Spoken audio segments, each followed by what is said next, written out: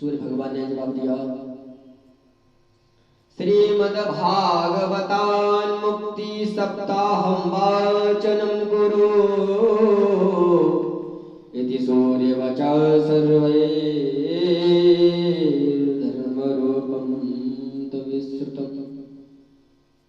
मेरे प्रिय गोकर्ण, जाओ और भागवत का सप्ताह विधि से गोकर्ण जी को श्रवण कराओ। भागवत जी की रसमयी कथा गोकर्ण जी को सप्ताह विधि से श्रवण कराओ। इससे आपके भाई का निश्चित ही उद्धार हो जाएगा, मुक्त हो जाएगा। तो गोकर्ण जी महाराज यह सुनकर के गदगद हो गए, बड़े प्रसन्न हुए और तुरंत ही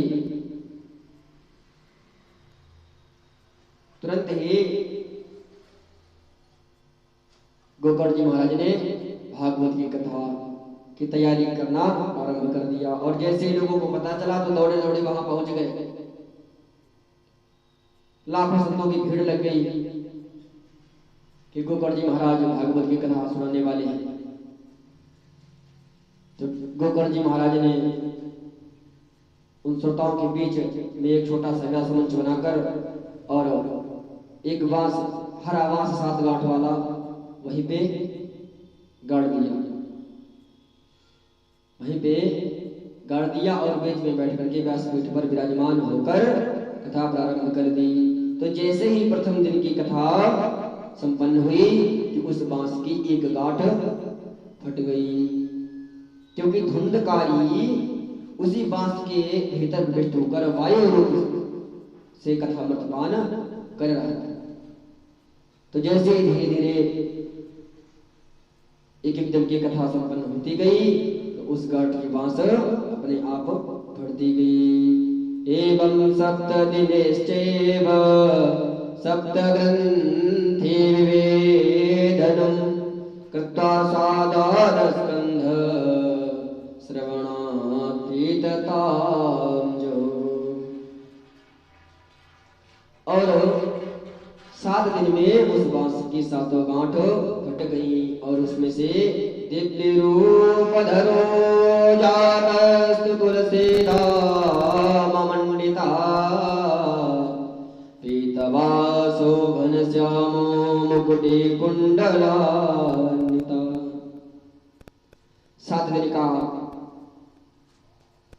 भागवत सप्ताह संपन्न हुआ और उस बांस के भीतर से एक दिव्य रूप प्रकट हो गया और प्रकट होकर के गोकर्ण जी महाराज को प्रणाम करने लगा और बहुत ही सुंदर भागवत जी की बड़ी सुंदर महिमा गाई। भागवत जी की बड़ी सुंदर महिमा गाई।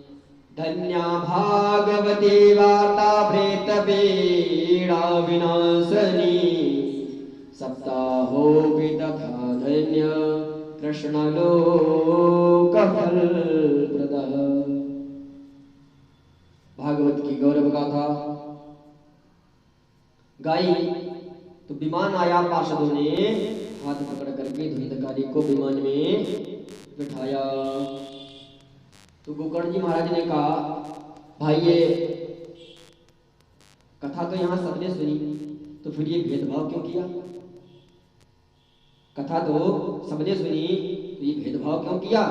तो पार्षदों ने समझाया गोकर्ण जी महाराज, श्रवणस्य विविधेन फल भेदोऽत्र संस्थिता श्रवणं तु कृतं सर्वैरं तथा मननं कृतं फल भेदस्ततो जातो भवनादपि मानद।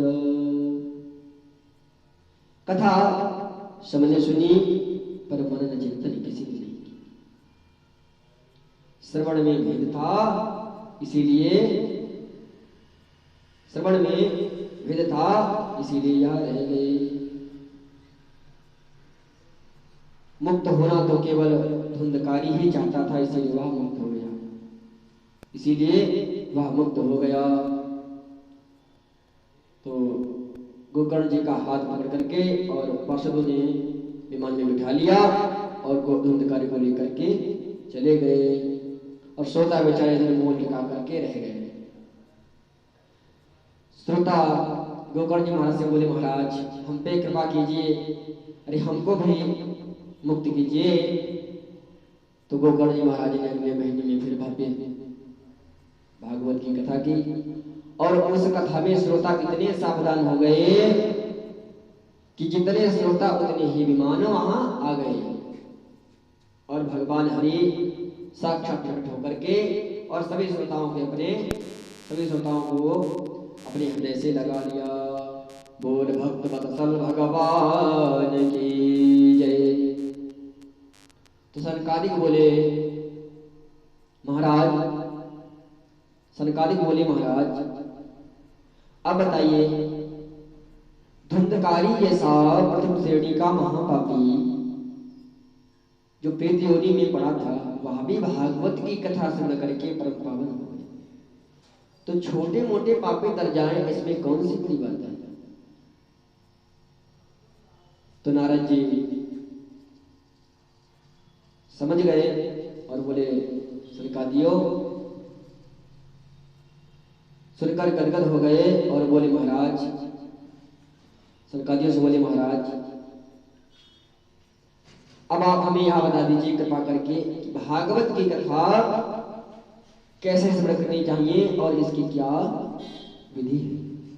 तो सनकादियों ने कहा, सुनो, का सबसे पहले किसी विद्वान ब्राह्मण के द्वारा शुभ मुहूर्त निकलवाओ और फिर उसके बाद पवित्र स्थान पर पांडाल लगवाओ,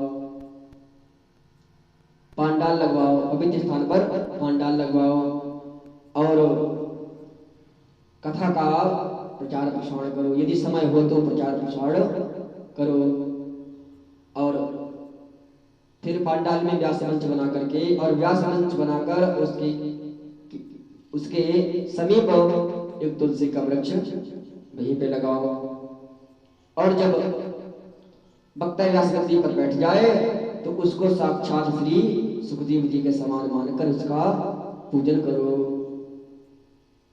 सुखदेव जी के समान मानकर उसका पूजन करो। और यदि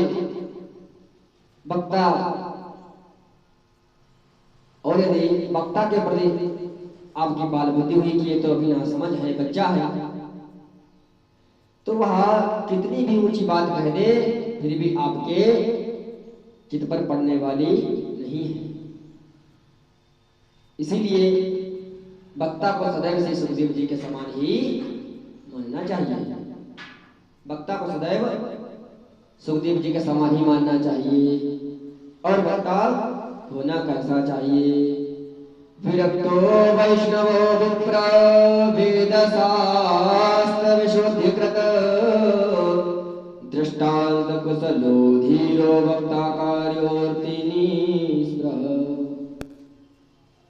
वक्ता वैराग्य होना चाहिए और वैष्णव होना चाहिए और शरीर से ब्राह्मण हो और वेद शास्त्र का ठीक से बोध हो, क्योंकि वह अपनी बात को दृष्टांत के माध्यम से श्रवण करा सकता और सुबह उठ करके संध्या वंदन आदि पूजन करे, भागवत जी का पूजन करे और धूम्रपान से रहित होना चाहिए।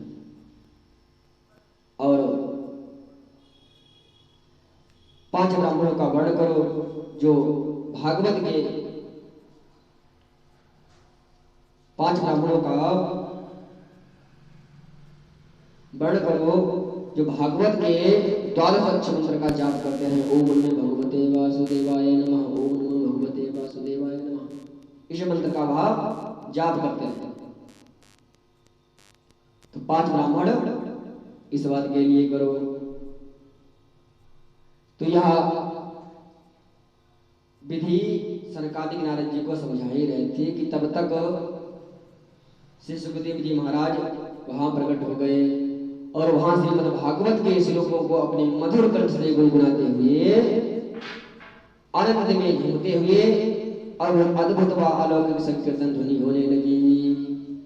प्रहलाद स्थलधारी तरल गति तयाचोद्धव कंसधारी बीड़ाधारे सुरन से सुर कुशल तया राग करत अर्जुनो अभूत इंद्रो अवादीन्द्रजंगम जय जय सुकरते कुमारा एत्राग्रे भाववक्ता सरसर चनया व्यास पुत्रो बभूव। तो कथा के विश्राम में वैष्णव जन प्रकट हो गए और भगवान नाम संकीर्तन करने के लिए प्रहलाद जी भी प्रकट हो गए। प्रहलाद जी भी प्रकट हो गए और उद्धव जी ने मजीरा संभाल लिया और नारद जी ने वीणा पर मालकोस राग छोड़ दिया। मालकोस राग छोड़ दिया और अर्जुन ने स्वर्ग का आलाप करना प्रारंभ कर दिया और इंद्र ने स्वर्ग का मृदंग बजाना प्रारंभ कर दिया और सरकारियों ने संगीतकारों का बीच बीच में जय हो बलिहारी कह करके उत्साह वर्धन करना प्रारंभ कर दिया। या कहकर संगीतकारों का उत्साह वर्धन करना प्रारंभ कर दिया और उसी समय भक्ति मैया अपने दोनों पुत्रों के साथ भगवान संकीर्तन करती हुई वहां श्रोताओं के बीच प्रकट हो गई और ताता थैया करके नाचने लगी। ननर्तमाधितिकमेव तत्र ननर्तमाधितिकमेव तत्र भक्त्यादिकानां नटवस्तु तेजसां भक्त्यादिकानां नटवस्तु तेजसां हरे अलौकिकं कीर्तनमेतदेक्ष अलौकिकं कीर्तनमेतदेक्ष हरे प्रसन्नो विवचो ब्रवीत हरे प्रसन्नो विवचो ब्रवीत। प्यार से बोलिए जय जय श्री राधे। हरिद्वार में गंगा के